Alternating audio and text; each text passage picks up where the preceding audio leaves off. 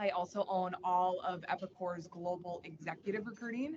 And then I do some functional recruiting in the US and in Canada specific to accounting, finance, and HR talent. And the why am I here?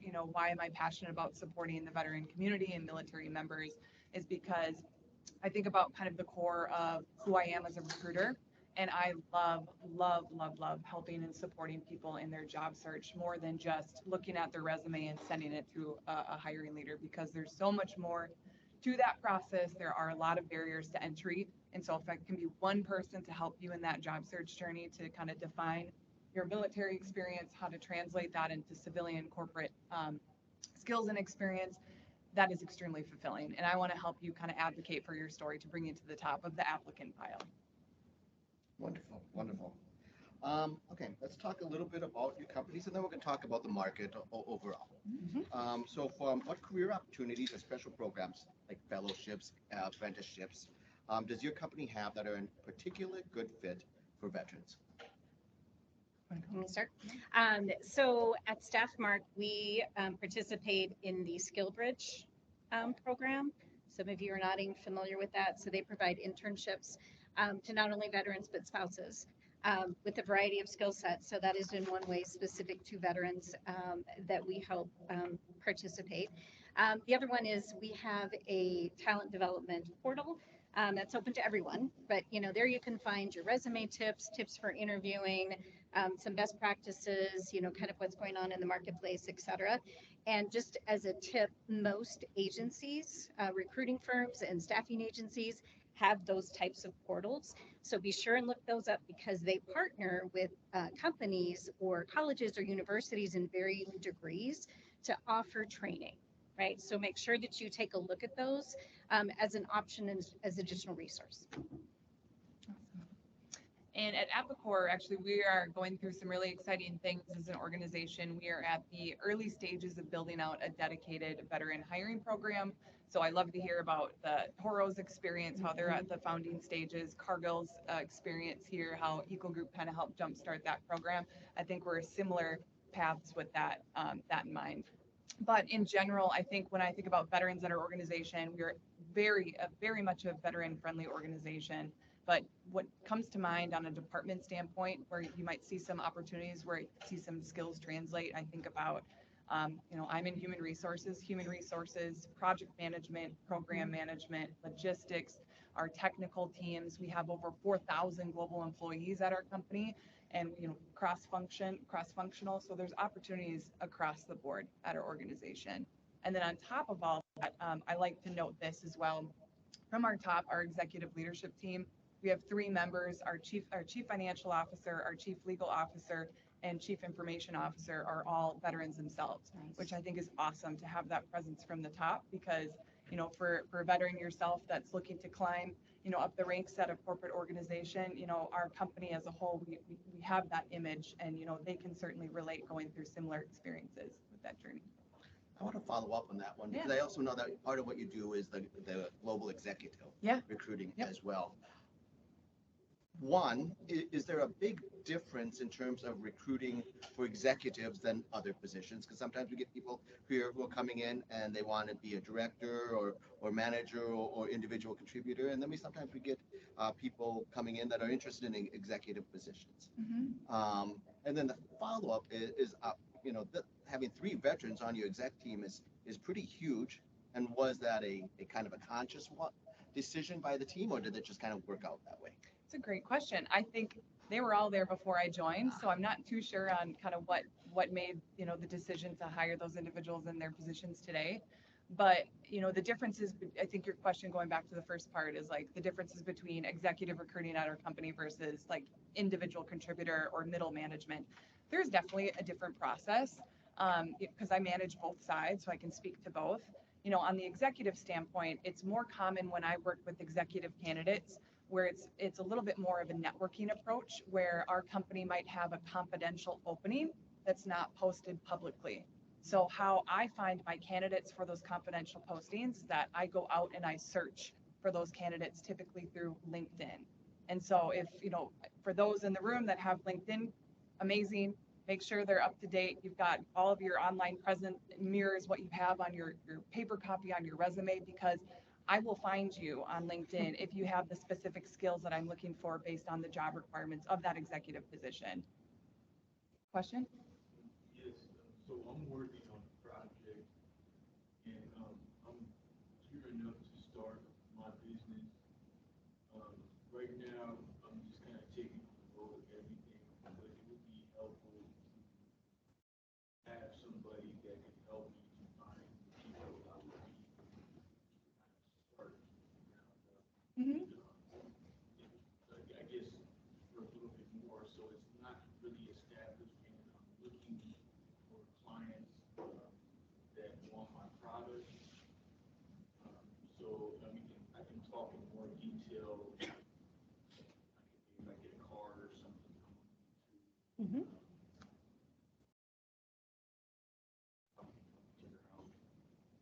Yeah, absolutely. I think after the session, we can certainly follow up and have a separate conversation and swap contact information.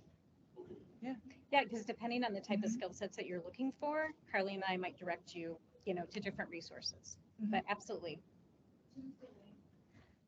Okay. The other opportunity too is every Tuesday night we do weekly meetings, either virtual or in person, and those are great networking opportunities. They're also good one-on-one mentoring opportunities. So we've had people come in that have started small businesses and done the entrepreneurial side, and that can really help you in terms of finding both human resources, but also venture capitalists, and all these other pieces too. So this wouldn't quite be, I guess it's kind of a small business in a sense, but I'm looking in SEC right now. Like I sent Six Flags, I gave them a phone call on their executive office yesterday. But the thing is that I don't have the time and capacity to do everything. I know where I need to get everything done. And so, like, I guess as far as a mentor, I wouldn't want someone to be a mentor, but it's just having the people that, like an accounting with credentials or the certifications, so that they kind of know what they're looking for when they're looking at an 8K or Yeah, sure. other documents that they're looking on that platform right there. So both Carly and Allison are great points of contact. There's several other points of contact here. We have a networking session at the end of this meeting, so it'll be a good time to circulate and kind of ask questions. Okay. Okay. So let's talk about kind of the overall market right now. And so let's start with Allison. What are the current hiring trends that you're seeing? And I said, how should veterans prepare for that? But we're going to talk about that in a second. So really, two questions. What are the current hiring trends that you're seeing? And now let's also talk about where we're going to work. In office, hybrid, remote. What are you seeing from your side? Pros, cons, and things that candidates should be aware of. Sure. So some of the trends that we're seeing is, and it's so interesting because I've seen probably 3 different articles this week about the hiring processes being extended. So taking a lot longer than what we saw even at the beginning of this year and for sure last fall. We were seeing, direct hire roles, contract roles, temporary roles being filled within a week or 2. I mean, it was super fast. Now we're at the 4 and 5 week process. And I think there's a couple of things driving that, those results. One is companies are on pause, right? They're kind of evaluating, they're doing reductions, they're taking a look at their spend. Some of their budgets won't hit until the fall or until, depending on their fiscal year, until next year. So everybody's just being really cautious. So if you are feeling like things are taking a long time, your feeling is right. Yeah. So be patient, hang in there. So things are a little bit slower. There's still opportunities in healthcare, anything tied with healthcare, anything on the clinical side with healthcare. Some of the IT analytics is huge. If you have any interest in Google Analytics, user experience, in marketing, in any of those types of skills, or you have those skills, those we're seeing those are in demand right now as well. Actually, on the accounting and finance, those people are in demand as well, and there's more jobs than candidates in the accounting and finance side. To your second part of your question, employees are still driving the conversation. So you have the opportunity to request hybrid versus remote versus on site. I mean, unless it's specific company that require or position that requires you to physically be there. You know, if it's a distribution center, you're picking, pulling orders, you know, or you're managing a team doing that, obviously you need to be on site. Most companies have gone to a hybrid model and are keeping that. There seems to be continual pushback from the employee side on being fully on site. So again, if you have the ability or the option to have remote, request that, right? Or hybrid, or be remote 100% of the time, you're a little bit more in the driver's seat, and you still are in the driver's seat in asking for that type of work. I agree 100%. I think there's one comment I want to add to the first part about just, you know, the state of the union right now in the job market. From in an internal, so I'm an in-house recruiter. I work for the corporate software company. Our hiring process is absolutely slower, and it's driving me crazy because I just want to go and fill the positions fast. And candidates are, yes, it's still a good time to be a job seeker. There are plenty of opportunities. However, a lot is contributing to the slowness with the hiring. Like we as us right now, our hiring's a little bit slow right now. And so what I'm seeing is that our hiring leaders are being a lot more picky with their candidates and trying to find the perfect candidate. So with that said, good tips for the job seekers. Now is when you need to be super diligent in making sure you're doing all the necessary prep work with your resume, with making sure those skills and tailoring your application is different to every single application that you're applying to, because you need to stand out from the crowd. And if you're submitting a resume that doesn't reflect any of the key skills reflected on the job description, the computer system isn't going to pick you up. Even the human recruiter that reviews a resume, they're not going to pick you up, and they're going to pass you on to the next person because that hiring leader is just being picky right now because they can. So just be extra diligent with your prep work. So with that being extended to, what about follow-ups?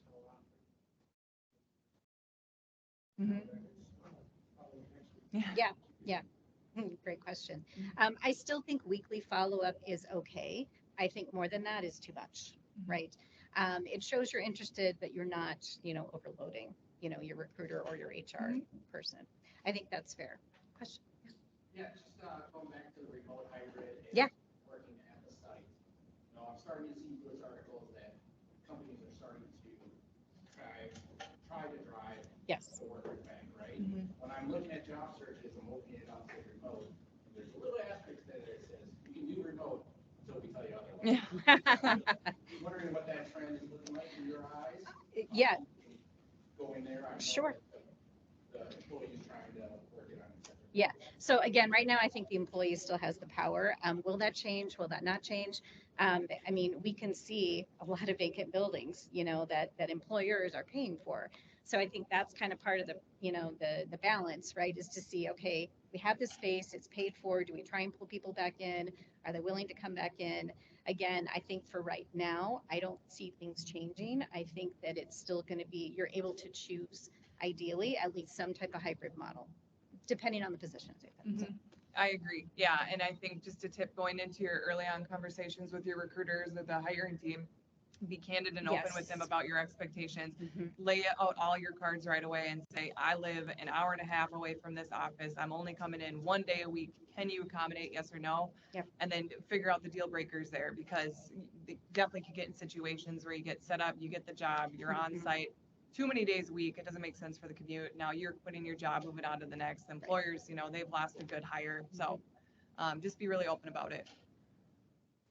Well, one other trend I want to talk about, and you're hearing a lot about it, is artificial intelligence. And it's going to displace all these jobs, create some jobs. We already talked a little bit about analytics, but what other trends are you seeing starting to emerge? We're still kind of at early days of some of this full disruption. But what do you see? What do you see? Yeah. So I attended, and it was coming at from a marketing perspective, right? You know, Chat GPT is going to replace content writers and digital people and everybody in the marketing space. So the thought is, you know, with the conversation at that kind of roundtable was, it's still going to be a tool, right? You know, it's still, somebody's nodding going, yes, I think it is. It's still a tool in your toolbox. It's not perfected yet, right? There's still obviously an opportunity to use the tool in certain ways that can help be beneficial. But there's still going to be, analytics and different pieces behind all of that that could create new jobs. But I think it's really early to see how threatened, or not, some physical jobs might be as AI potentially could replace it. Mhm. Yeah, and I think on just specifically on ChatGPT, has anybody used ChatGPT in here? Have you used it specifically for like job search information? Yeah. No? Okay. Job related. So I've played around with it a little bit. It's for like helping people in their job search. Yes. It is an awesome tool. Like even if you're at a point where maybe you don't have a resume and you don't know where to start, type into ChatGPT, tell them your situation. I'm a veteran transitioning. Here's a ideal corporate job title that I'd like to transition. This was my job in the military, and it will spit out a blanket format where you can just start from, and that will get you off the ground. So you can tailor it, of course, to your experience. I mean, it's a really, really cool tool. But to Allison's point, like there's a lot of kinks to work out. But it's super beneficial in your job search. So I would really encourage everybody to take a look. And there's a lot more avenues you can use it too with your job search, even if you're not sure what job you should be even looking for in corporate. ChatGPT, it'll give you like 30 different ideas, and that's how you start your Google search and go on the job search and then hone in on the job descriptions themselves to see what's interesting to you. We actually did a video session on ChatGPT Oh, where we kind of nice. walked vets through, and for things like what does a product manager do, for Yeah. example? Tell me what a product manager does as a military vet. And so it actually rewords job descriptions and puts it in terms, that you may be more familiar with, maybe more comfortable with. As well as helps you take your experiences and then reword them. So I am applying for well, we'll just stick with product manager job, and here's my experiences, and it'll actually start matching those. And the more information you provide, the better it gets. Mhm. So take a look on our YouTube site, and there's a video on that. But speaking of ChatGPT and resumes and stuff, have you had candidates come in that have kind of obviously done the ChatGPT thing? And if so, kind of what was the feedback? What was the reaction? Are there any biases, for using those types of tools? So my suggestion, and I don't think that I've had anyone that said they use ChatGPT for the resume. But I would say a tip is, try and not use the paragraph form, use the bullet form. So if you're using ChatGPT, ask for it in bullet form, right? Because that's something that you want to keep your resume concise and that type of thing. Just, concise, I guess, is the best word. So yeah, I don't know. Have you? So the only folks that have openly told me they use ChatGPT to do a resume are like the early career kids coming out of college because Sure, they're 'cause they know. way more advanced in technology than I am. Which hats off to them because I Yeah. wish I had ChatGPT when I was graduating Right. college. But no, and it's as a recruitment team, we've talked about ChatGPT. We don't have a bias to it. Like I said, I think it's a great tool. Yeah. And it actually helps me do my job because I have such a global reach. I recruit across all functions. I'm not an expert in product management maybe, and so I'll use ChatGPT to help educate myself on what that might be and what I should look for in a resume. So personally, I don't have a bias. We're just kind of learning to use it because it's going to be here. Just make sure you read what you're cutting and pasting before Yes. you submit it. Just saying. Yes. Yeah. Yes. Not that it's happened to me. Okay, let's get back on script. Yeah. There's a question. Yes, sir. So, I know there's usually like the standard way of unemployment where you pay them a monetary value, but there's also like it's the way the IRS will accept like a person signing a contract for like stocks and bonds in order to do the work if the company doesn't have the funds, but it's a really promising venture. So have you guys ever dealt with anything of that nature before? I'm just kind of thinking broad scope right now. I have not. Yeah. Just the traditional route as far as pay. Yep, same. I have not either. Yeah, independent contractors, that's kind of the closest thing, where they are an independent contractor paid and then they take care of their own taxes. So that's an option rather than a W-2 employee. That's the only other model I'm familiar with. But good question. Okay, let's talk about opportunities.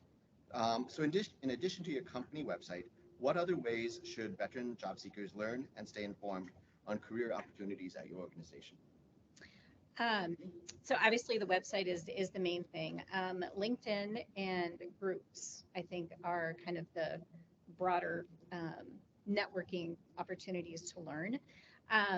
And it's really interesting because we were chatting earlier. Every conversation is of value. Every person that you network is of value. So don't limit your groups and your networking opportunity to your specific skill set. For example, if you're in accounting, right, don't just limit it to accounting and finance. You might want to join a group that does time management, right? Or, just different kinds of unique things. You never know who that contact is going to be. And when you join those groups, you can look and see who's listed. Then you go over to LinkedIn, right? It's your favorite tool. Join them, ask a question about the group, engage, because you just never know where that's going to lead. You never know who knows somebody who knows somebody who knows somebody. So I would say, in addition to keeping up with, those industry trends, look for groups, look for LinkedIn, any type of articles, right? Helps keep you fresh within the industry. And again, take advantage of those training sites that are training and development that we have on our sites. Mm-hmm. Yeah, I think in addition to that, what I advise job seekers is, we post jobs obviously on the website, but go to LinkedIn, follow our company page, set up job alerts. You can set up job alerts almost on like any job board, I think, too, outside of like our website. So get jobs come to you immediately. And then separately, again, referencing LinkedIn, you can tell that we're recruiters because we live, breathe, sleep, think LinkedIn all the time. If you're applying to one of our jobs at Epicor, 9 out of 10 times, the job ad on LinkedIn will have the recruiter, the job poster attached to it. Send your application, go to that LinkedIn or go to that recruiter's profile, connect with them, send them a direct message and say, hey, I just applied to XYZ job. I think I would be a great fit because XYZ. Let me know, of course, when you have 15 minutes, whatever it might be. And so when I get those messages, I have hundreds of applications to go through. But if you direct message me, again, I'm sitting on LinkedIn 24/7. I get it immediately. I'll go to my applicant tracking system. I'll look you up. And then I'll respond to you immediately. So I'll give you that attention. So it's just going the extra mile, which will help set you apart, again, from the 30 other applicants that I have to go through. So that's another way. And then on top of that, just connect with other recruiters at my company, connect with individuals that are in the functions that you're interested in. Like if you're looking for a tech job, look for technology leaders at my company, send them a connection request, build out that network.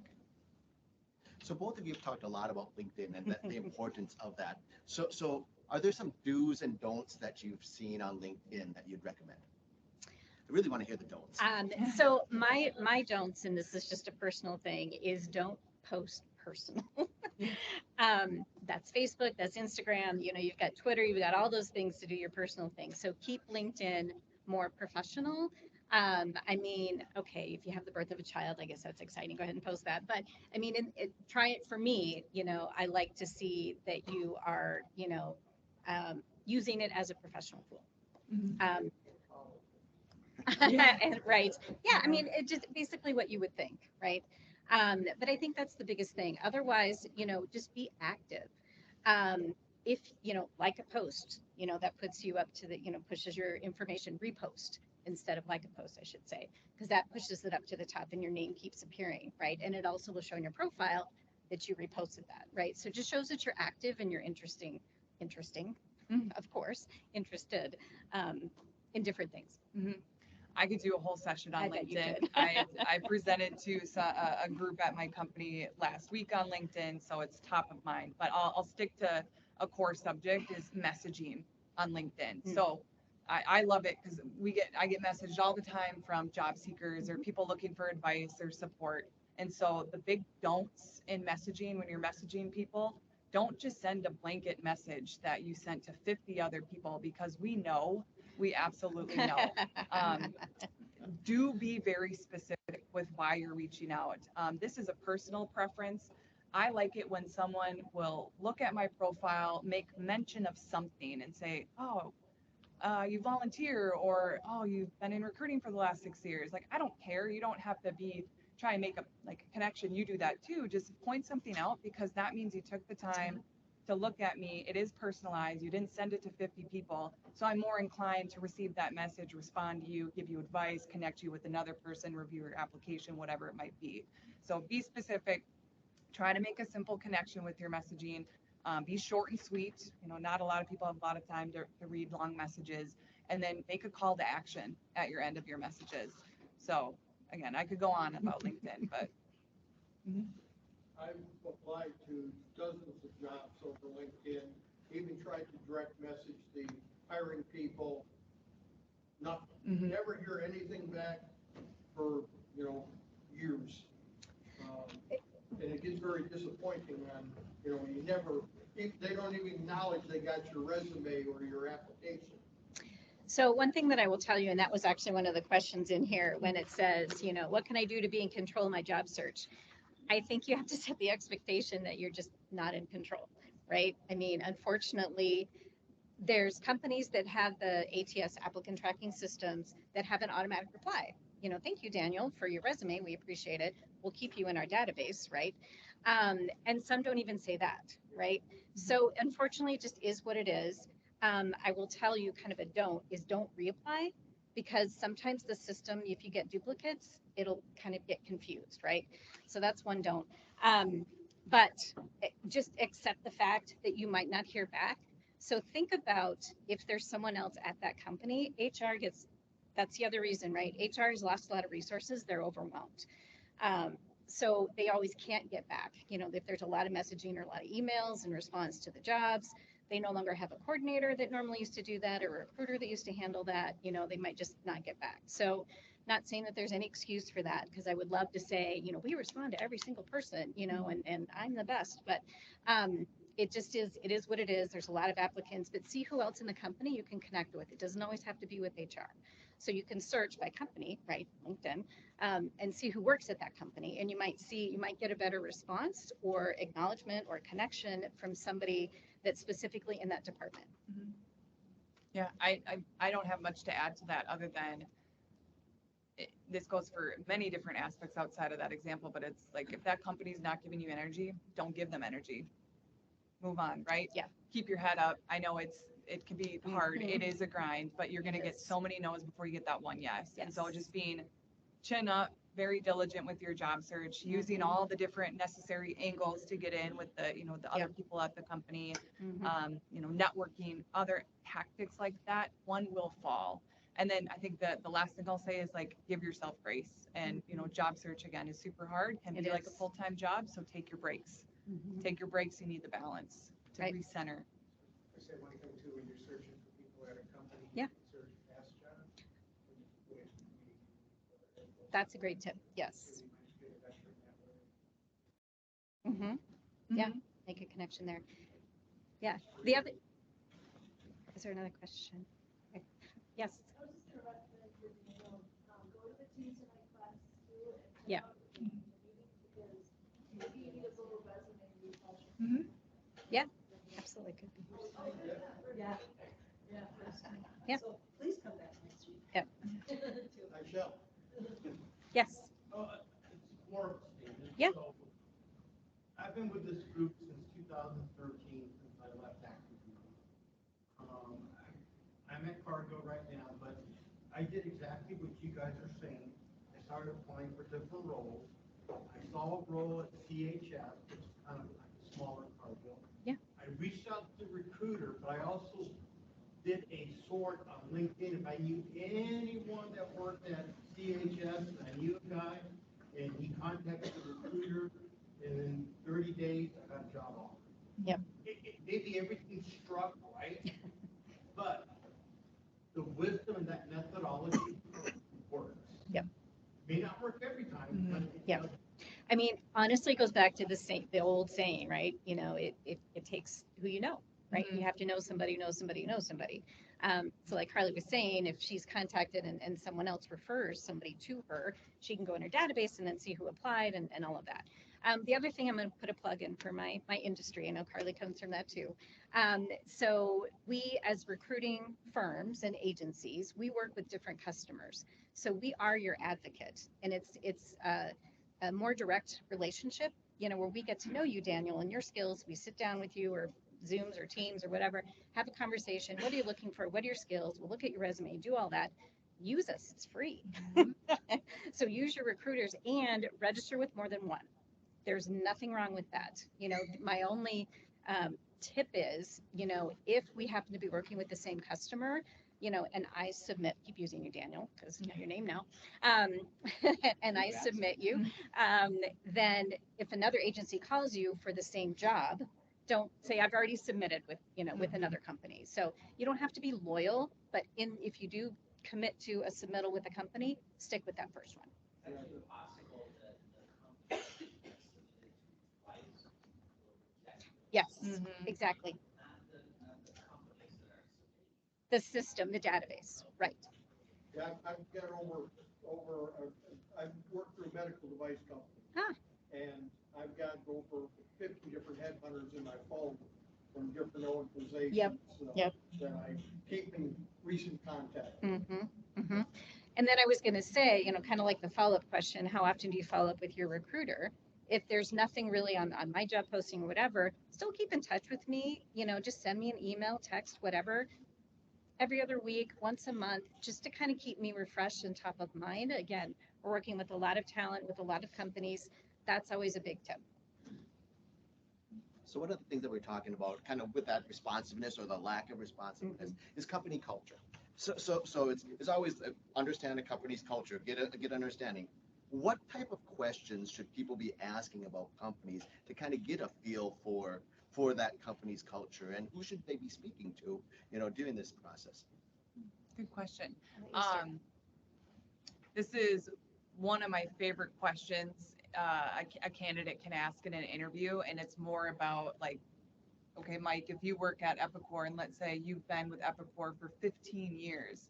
So if I'm the candidate, I'm going to say, Mike, I see you've been with Epicor for 15 years. Like, clearly things are going well for you. Can you tell me a little bit about, you know, why you love working there? Kind of what's kept you there for so long?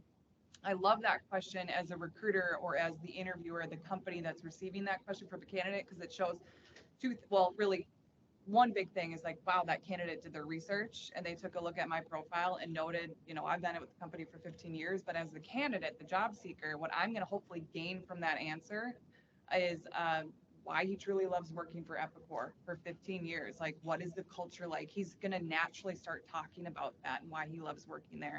So that's one of my favorites, to kind of start uncovering how you can go about talking about company culture without just asking the generic question, tell me about your company culture. It's like, cool, I will, but I think there's a better way to get that answer, which can also give you bonus points in the interview. There's something you can latch on to the next level interview. I spoke to Mike. Mike said this great thing about the culture. I'm excited about it. Mm-hmm. So this way you're remembering. Yeah. Yep. Who you interviewed that. Mm-hmm. Absolutely. Yep. Yeah. And I even add, like, maybe the person that you're interviewing with, that you look up on LinkedIn, been there 6 months. Mhm. They will put out Yes. after college. You could say, hey, I noticed that you've been at 5 different companies for 5 years, but you've been with this company for 6 months. How is it comparing so far with this other company? Mm-hmm. Because now you're gonna compare and contrast. Right. So that's another just way to, like, I always tell my candidates, you're interviewing the interviewer Mhm. too. So Yes. make sure you're asking the questions to help you make an educated decision. Yeah, absolutely. That's a great alternative to someone that's been at the company less. You know, that was an extreme example. So, Julie, you bring up a good point around job hopping, it might look like, you know, a short period of time, maybe 1 year at a time. And it's, but even 2 and 3 years or 4 years, looking through, how do people see, how do recruiters see that? Because I can tell you, you look at my resume, I have some chunks. Inside those chunks, I have different roles, right? Mhm. Mhm. What I like. Mhm. So I'm kind of that 3 to 4, 5 year person. So one thing that I would say is make sure as you outline, you know, the template that I love has skills first, right? All the skills that you've done. years of experience, next to that. So that it's really interesting because when I first started in this industry way back when, right, it was a huge thing. Oh my gosh, I only worked there 2 years. I don't even want to talk to him. That's really not the case. Companies are looking for skills, right? They want to know that you have the skills to fit the position. So I wouldn't worry too much, about that. A year every year, I would want to know what the what's the story behind that. But again, and there might be a great story behind it, right? So make sure that you talk to those pieces, and more importantly, what were the skills that you used, developed, and that was one of the things that I wanted to highlight before I get it out of my head. Sorry, I'm going to jump. I've been jumping the whole time. Okay. So in the interview process and in your resume, have you guys heard of the MSAs? So what have you made, saved, or achieved, right? So what have you made in the role? What have you saved the company in time and efficiencies, in scope, in process steps, or whatever? And what have you achieved overall? What was the impact or the ultimate result? If you can kind of take a look at that as you're describing each of your skills, or as you're telling your skills in that interview process, that's really going to help set you apart, and that could overcome and really enhance the things that you did. It's more important, what did you do within those 2 or 3 years rather than how long you were there. Mhm. I will highlight, I'm a builder, not a maintainer, so I will look forward to kind of. And I think that's really key that you know that about yourself, and make sure that the position that you're looking for can accommodate those types of, you need a lot of variety, you need to be on to the next project, right? Yeah. Mhm. Sorry, Yeah. took that over. No, that was great. I think, give you an example of kind of a common candidate that I would work with is, oftentimes you see a lot of jumps in those that have technology backgrounds Sure. and software. And I will ask the candidate, hey, like, what were your motivators to go from A, B, C, D? And typically the answer I get from those technologists is, well, I'm moving with innovation, I'm moving with time, I'm moving to the latest technology.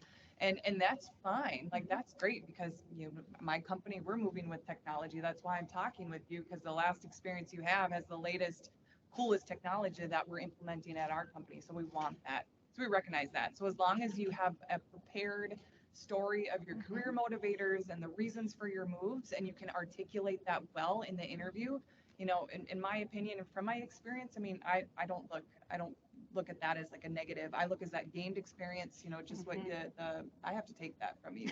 You can. The MA, MSA. MSA. Made, saved, and I thought it achieved. was Master Service Agreement at first. It is, well, Yeah. there's that.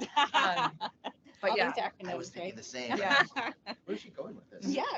And the last thing I'll say with that, I think COVID, 2019, 2020, anything from then Yes. on here, it's kind of changed a lot of mindsets Absolutely. for hiring leaders and companies, because people have been laid off, they've been furloughed, they've made job movements, and it's just because of that period, people are starting to be a little bit more open with hopper resumes. Yeah.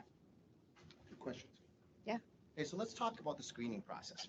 And let's talk resumes for a second Mhm. here. So we talked about ChatGPT, but really, what makes a resume stand out? And how do you balance direct qualifications with soft skills, especially on a resume? It's harder necessarily to pull some of that out. Yep. So again, I think if you can include those MSAs into that, that's going to help reviewing. I want to know, what did you do with your Excel experience? Again, did you implement it? Did you just use the document? What was it about that you can kind of enhance those words, right? Those adjectives in describing, and also specific numbers. Numbers are great, right? Increase productivity by 10%, decrease steps by 4 steps. Whatever that is, that helps me really understand the scope of what you were doing with that particular skill. So I look for those. Those are really, really helpful. And again, include those not only in the resume, but obviously in your interview process to highlight those. And again, we keep talking about this. So we all know all our applicant tracking systems search by keywords. Make sure you include all those keywords, because that's what's searched on there to even get to the process to be reviewed to give you a call, right? So make sure for sure that all those keywords that you've ever done, and don't discard the PowerPoint, Excel, and Word, right? Don't assume that people know that you have those, right? Make sure you include absolutely everything on there. Mm-hmm. In addition to that, I mean, format is pretty important, especially when I review a resume. We don't have a ton of time to look at a resume. So if it's clean, concise, it's easy to read, that's what I'm looking for right away. I think too on like a system standpoint. So at Epicor, we're a little different. We're not a traditional corporate shop where your resume gets sent and it goes straight to a computer to scan. A human scans it, I scan it. So I am very diligent with my reviews. But if you do get caught up by a system, I would say avoid using like big graphics. I see a lot more of those graphic-y, pretty resumes from like the creative folks of the world, which is great. But it will get tripped up in the system and you might just get booted because it can't read your actual photo on your resume. So That is true. yeah, Length of resume. So like I know we're going to say Yeah, depends, yeah, it right? depends. So I love a one-page resume if it makes sense, right? If you have a lot of years of experience, my thing is two pages max, right? And because you can put, from 1990 to 2000, you can summarize, you can put a summary, but really I look at the most recent skills, right? Because I want to make sure that they're up to date and they're of value. So I'm going to look at those first couple of jobs. After that, do I care? I want to see it in the skills section of what you did, further down that normally you would put on page 3. Mhm. I agree. I mean, it's really dependent on your experience, but rule of thumb is whatever you have on your resume, make sure it applies, is relatable to the To the job job. you're applying to. So I'll give my example just for me and my experience. I all throughout college, I worked in the service industry as a bartender, server, all of that. You're not going to see that on my resume today because it's irrelevant really to what I'm doing professionally. And I have enough professional experience where a lot of that contributes to the next role that I'm applying to in the field of recruitment. So as long as it's applicable to what you're applying to, that's fine. But I agree. I think for me, I just like to look at 2 pages because we just don't Max. have a lot of time. Mhm. And you can summarize anything that's, Right, long that was previous. your long tenure. Yeah, so I work at the VA. So when we hire people, we get resumes that are 10 pages long occasionally. And it's a lot of, you'll get somebody and they'll say, joined the military in 1995. with Right. Basic training with my first, all the way up to that date that they want, today.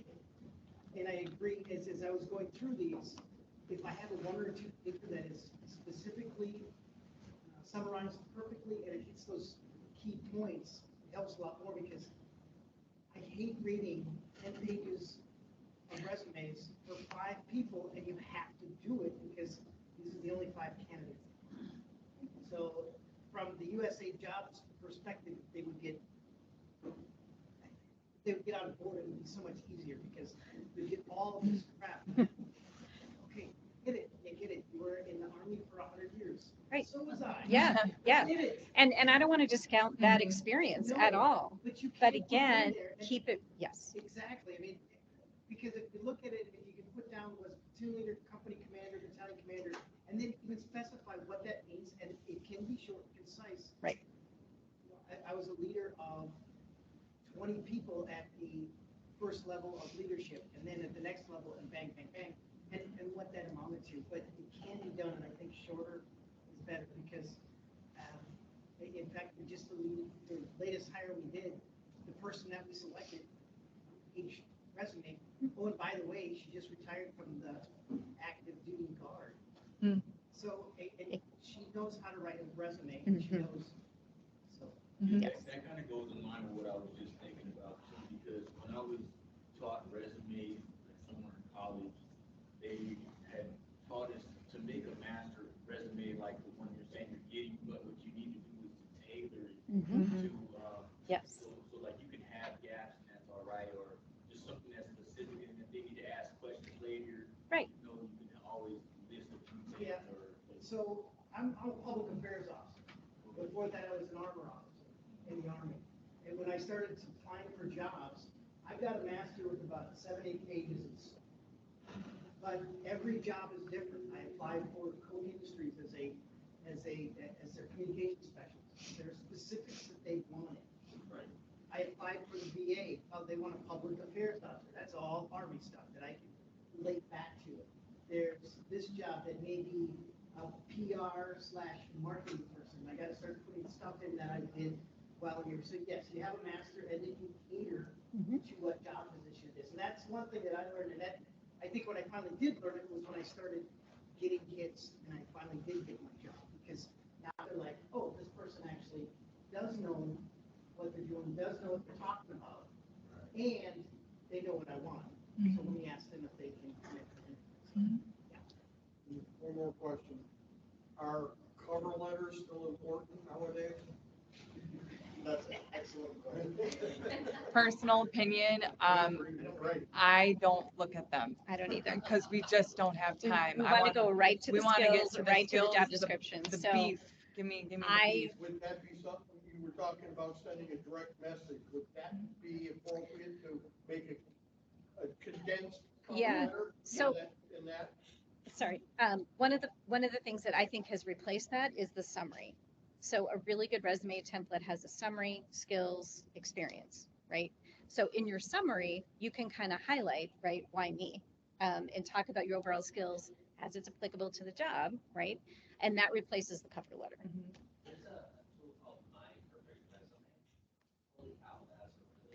There's a lot of great tools out there, but thank you for. Yeah, so yeah, there's a lot of great templates.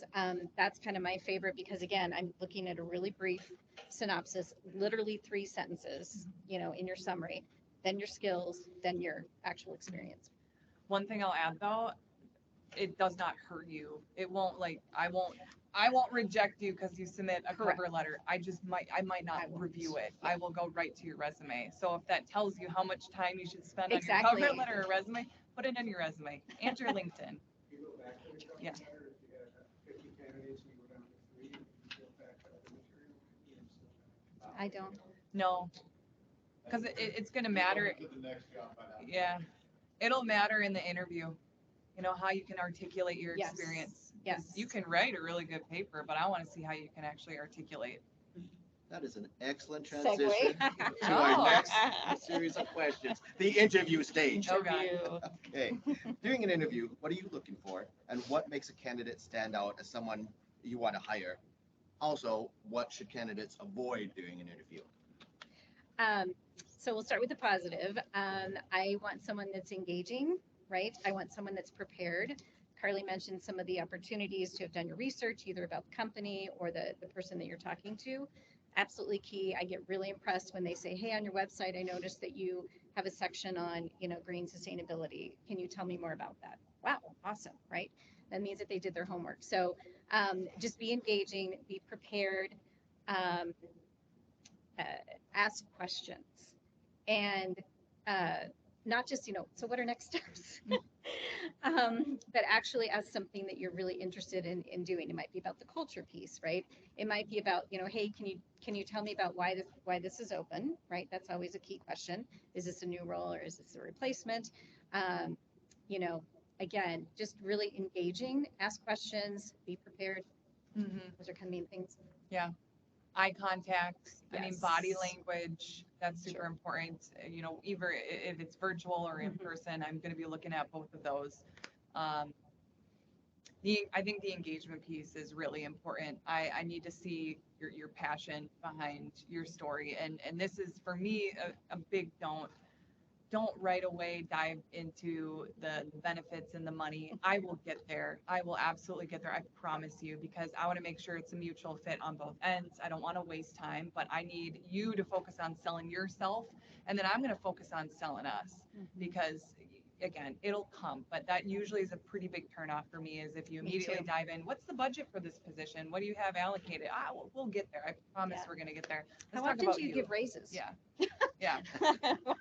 Let's talk about your qualifications first, right? Yeah, absolutely, No, absolutely. yeah, and that's, like first impression, first interview. Mhm. Usually, hopefully, you should be at least at minimum talking about compensation, all that stuff toward maybe the end of the interview. Yes. But for sure, if you're getting like mid stages and you still haven't had that conversation, absolutely appropriate to bring that up. And now you'll notice that it's a requirement to have that salary range On a job. on postings. So you should know going into it if you're comfortable with that range. If you're not, yes, you might be able to talk your way into, a little bit more, but if you're 20,000 off, That might not be within budget. So just make sure that you're comfortable. Ooh, Recent, very very recent. recent. I applied to a number of jobs where there was no salary range and, Now there you is, know, yeah. Not every state. So that's my understanding. Not every state I yet. think soon. Yeah. Like, I think So- California started it. Yeah, New York, it's yeah. coming. It's coming. So most companies, most large national companies have already implemented as standard across the board. But again, be careful because some companies are, some postings are like 50 to 100,000. Mhm. Well, which is it? I Yeah. can't live on 50, I'm gonna use for the offer $20,000. Yeah. Right. I've seen ranges from, that go 150 to 350 to Yeah. 400. I'm like, this is a pretty big variance Yeah. between there. Pretty broad range. In my job, if that company does a lot of business on LinkedIn, it'll give you a range. Yeah. There's all kinds of resources as far as salary you can look at, is kind of what is the going rate? Absolutely. So you said about body language too? Mhm. Yes, my boss, and Eric, why better do those? Yeah.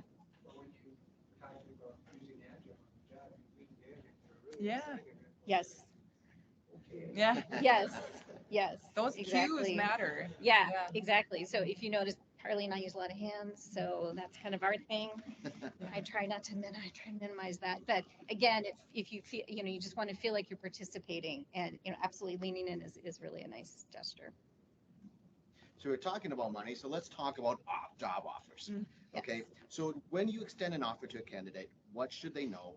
What can they ask or negotiate within reason? And what should they avoid doing? So when I looked at that question, I consider that the negotiation phase, and then you do the offer phase. So in my world, if you will, within recruiting firms, the offer stage is a summary where you're getting an offer of what you've already discussed verbally, right? So everything should be on there. At that point, I don't feel it's the time to still negotiate. You've already kind of done that prior. So pay is an option if, within reason, right? The range, don't ask for twice, by that point. What is very a great place to go if they can't get you to where you want to be for your salary, what are the options for 401k, right? Can they look at an increased contribution there? What are the options for PTO or vacation, sick time, all of those? That's usually a place where they can be really flexible in giving you more if they can't get you to where you want to be for salaries. So again, look for those other options or things that are important to you in that negotiation phase. But once you get to the offer phase, I think there's nothing more disappointing than for me as a recruiter saying, okay, Renee, we agreed to $50,000, we're all set. And I tell the company you're ready to go, and then they send the offer letter, and Renee says, I really wanted 70. We talked about this. We already confirmed all of this, right? And then you're trying to go back. You are just picking on Renee, but you know what I mean? So do that up front in that negotiation phase. So the offer letter should truly just be a summary of everything that you discussed, and that's what you're signing off on. Mm-hmm. Yep.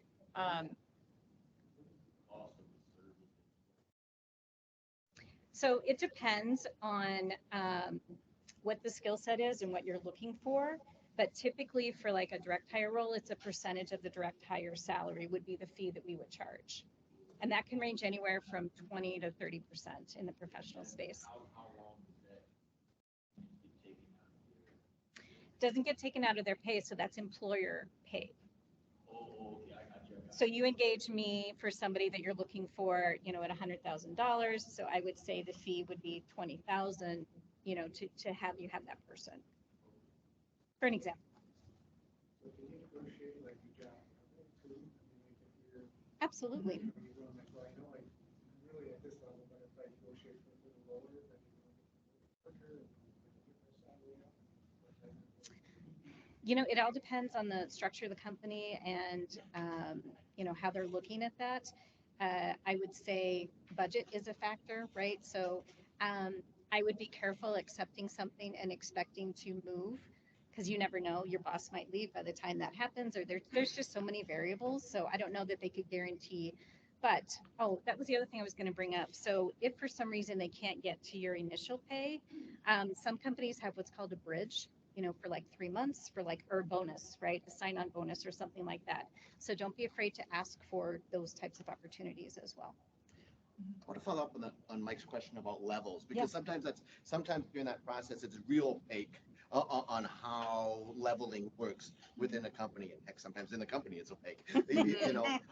How does a candidate kind of drive that conversation or open that conversation up and for them to get an understanding of where does this position sit in terms of leveling overall? What does a level 15 mean? And then we're bringing you in at a level 10, to be able to gauge that. We don't have numbers at Epicor, so I don't know. I can't even answer that. I think you can open that conversation with, asking your recruiter, like, how does this role fit into the organization, like, that department? And then that recruiter should hopefully kind of map out what the org structure looks like. So then you kind of clue in, okay, well, if I want to grow and get promoted, I might be a product manager now in this role, but I could be a senior product manager, and then, whatever it might be, principal, and ask all those questions like, oh, what does a principal mean versus a senior, and what's the difference between a manager and a senior manager? So they can kind of help early stages map it out. And then, at the end of the day, like, your worth and your value, what you can bring. And so by having the initial conversations with that company, you're going to uncover a whole lot more about the expectations of that role. And you might discover, like, I'm cut out for something more than this, right? And that's when you can start beginning to bridge those conversations with that recruiter at that point. That's how I would navigate it.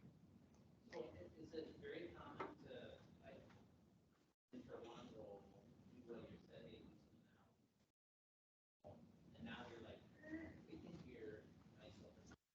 Absolutely. If, and it depends on, I guess you want to make sure that sometimes recruiter are focused within a category at a company, or a certain division, and they may not know about this other division over here.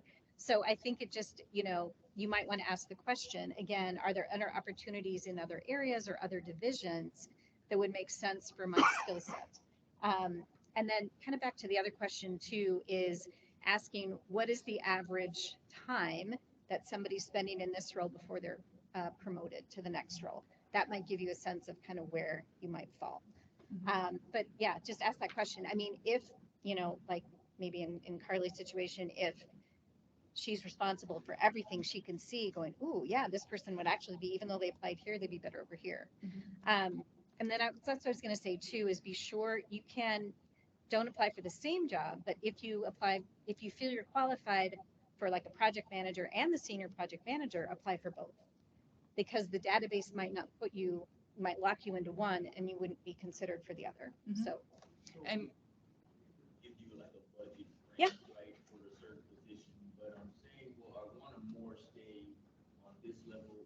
You guys kind of like fight for that side of it. I mean, making that make sense monetarily for both of us. right. Absolutely.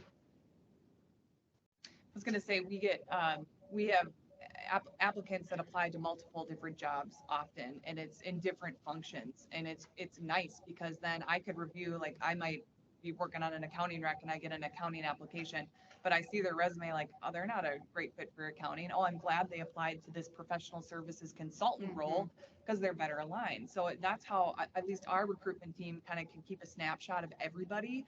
But it does help, because we each do know each other's business a bit, and we'll share resumes with one another and said, hey, they're not a fit for us, but this is a great candidate. I think they would be a better fit for your function. So we can share that information.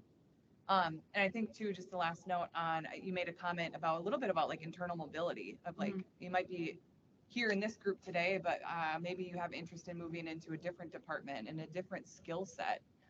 So at Epicor, and there are other companies too that have internal mobility programs dedicated to helping the employees move throughout the organization. So ask your recruiters, ask those companies about internal opportunities outside of the group that you're considering for, because your recruiters should know about advancement opportunities and cross-functional opportunities and what that team has historically done with the talent, where they go. Do they stay in that same group, that team, or do they go outside of the group? last block of questions on the onboarding stage. Mhm. So congratulations, candidate's been Yay. accepted, he's come in, showed up, that's always a plus. So really, what is the advice you would give them in that first 90 days? So one of the, I think the first things is meet as many people as you can. You know, not everybody's comfortable in introducing themselves and going around, but it really is important because again, you never know, you know, if you might be interested in a different division or area or whatever. But make those connections, participate, right? Participate in the lunch that they have, or you know, whatever it is that you feel like you can, even you know, within business and outside of that, if you can. And I think just, you know, engage, learn, listen, right? Take notes, you know, really feel like you can, you know, ask how you can most contribute within those 90 days and, you know, take that advice and again, network and meet people. Mhm. Yeah, I think the biggest advice I have is just be a sponge, take it all in. I mean, 90 days, that's a long It is. time. So I personally like to break it up into like 30, 60, 90 days. So any new hire, you know, anybody, your background veteran or non-veteran is like first 30 days, I'm thinking about, okay, what can I learn about the business and operations? That's what I'm going to set my goals toward. That's what I'm going to learn about. And then the next 30 days, the first 60 days, I'm going to make all those connections inside my group, outside my group, sync everything into that area. And then the 90 days, by that point, you know, hopefully that new hire is ready to really own their desk, own their workload at that point. You know, be very inquisitive during this whole process because those 3 months are super crucial, and there's a lot coming at you. So be graceful and give yourself grace. That's another piece of advice.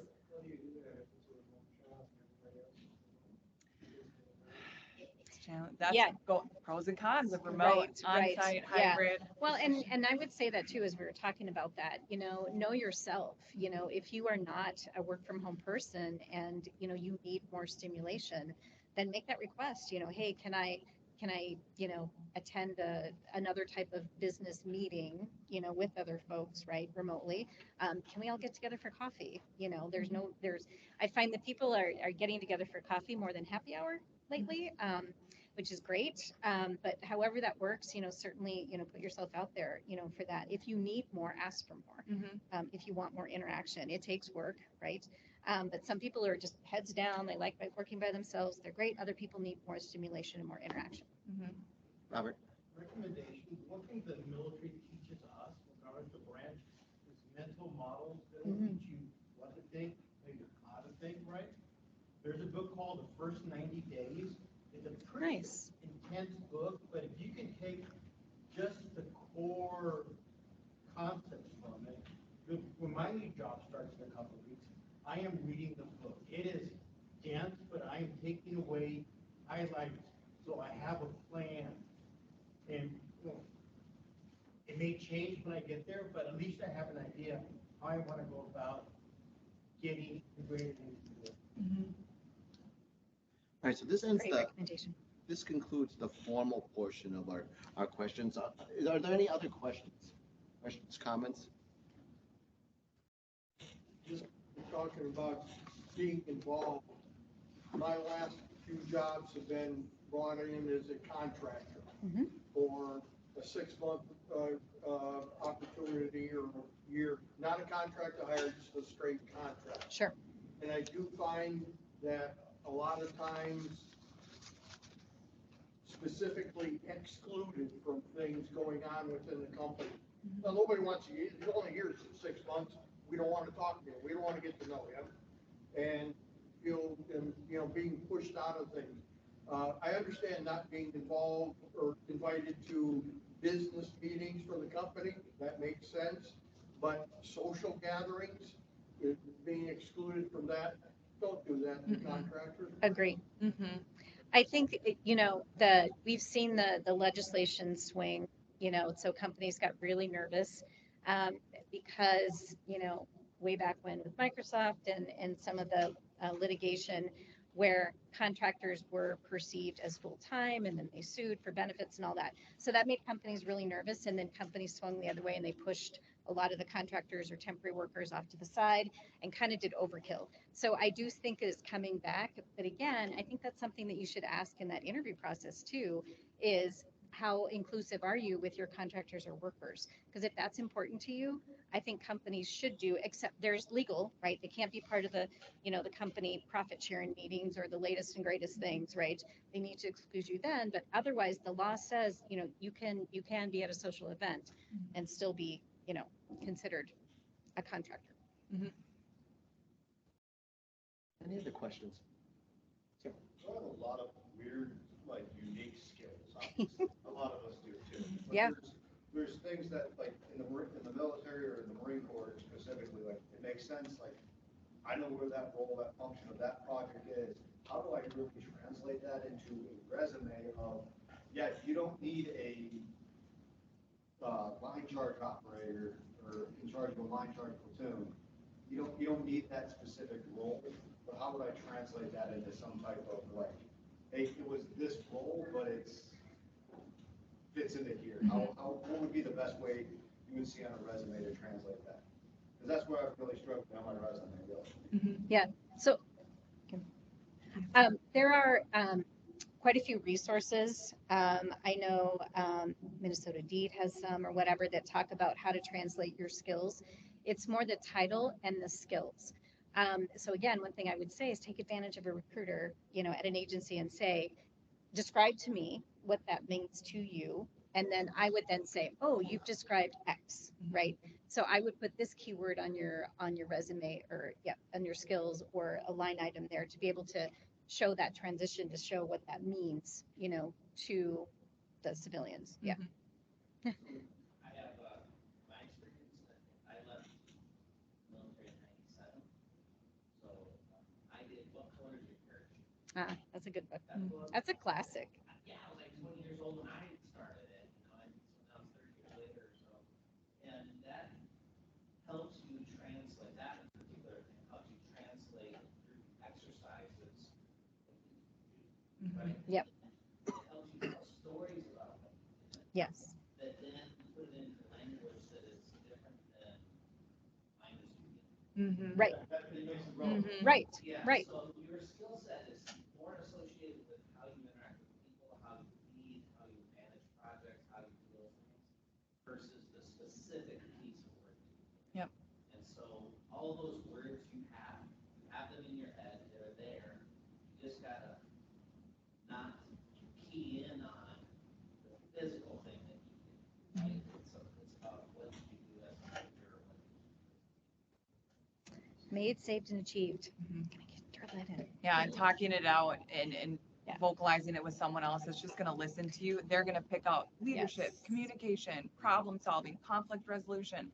Oh, there's a whole line of a bullet we're gonna make for your civilian resume right there. And one other plug for the Tuesday night meetings, we have representatives from Deed there. We have people like Renee Roth is incredible at helping with resumes and interview preps especially. So take advantage of all those different resources and to get that personalized feedback, please. Let's go Sheila and then Robert. Just like to add on to that, like, right now as you're coming out of the military, you have your job titles. And civilian recruiters do not know what they mean. I know. I'm very much I'm finding that out. I asked them what a battle line was, and I was like, what? Like, oh, battalion. Oh. No. And so whenever you see brigade, battalion, commander, change it and call yourself a logistics manager, an operations manager, because then you're really. And again, those keywords. Your job title, because that was what's on my paperwork, Yep. but it's okay. Because the recruiter okay. need to understand what that is. Yep. Lots of those military terms. And try ChatGPT. Put in, I'm not kidding you, like put in your titles and ask it to translate it to civilian titles. Robert? Real quick, that's the power of this group, because like Sheila, she recruits for party, military recruiting. But we often have, this is a small crowd. We often have other recruiters, but if Sheila finds a good candidate, it's just not striking gold here in Cargill, she'll share the resume with another recruiter. And that's the only time I've ever seen that. The power of this group is that you'll be able to start networking with Tuesday meetings. These monthly meetings are going to be at Toro in September.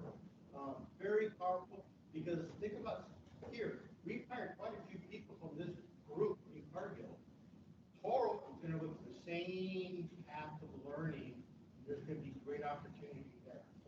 I'm a big advocate of this group. I was just thinking with the resume, because when I started, I was trying to do the same thing, to figure it out, and one thing that helped me was to quantify. I was like, headquarters, company commander. Nobody knows what that means. Right. Someone in the military knows what that means. Exactly. Yeah, I was the manager of a 350-man unit with 13 seconds to include logistics, medical operations, and you start going through all these, and then they're like, oh, that changes the whole thing. It's all in how you identify and quantify what you did and how you did it. So do you have any closing thoughts? Anything that we didn't cover that you'd like to add, or just something that you'd really like to re-emphasize? Again, I think just be patient right now. Don't get frustrated. I loved your comment earlier. Give yourself grace. Allow yourself time. It will come. But also, make sure that you're networking. You never know. There's never, again, there's value in every conversation and every connection. Yeah, I mean, I agree with all of that. Reiterate everything that we talked about, all of that in summary. Yeah, I mean, the grace, the patience, and I think too, I am not an expert military recruiter. I need to learn more. So if you have an opportunity to connect with a company, a recruiter, someone in HR, be patient with them and help educate them. So I think that will go a long way so that you can cohesively work together to hopefully find you the right home at that organization, or that recruiter can pass you along to a different recruiter, whatever it might be. Ladies, I want to thank you for your time. This was a really, really good session. I hope everybody took notes, and feel free to follow up, but just thank you very much. Yeah. Thank you all.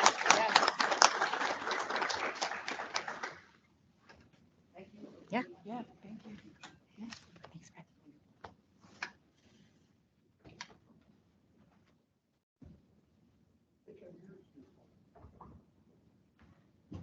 Well, I hope everybody got something out of that. That was wonderful. Thank you once again.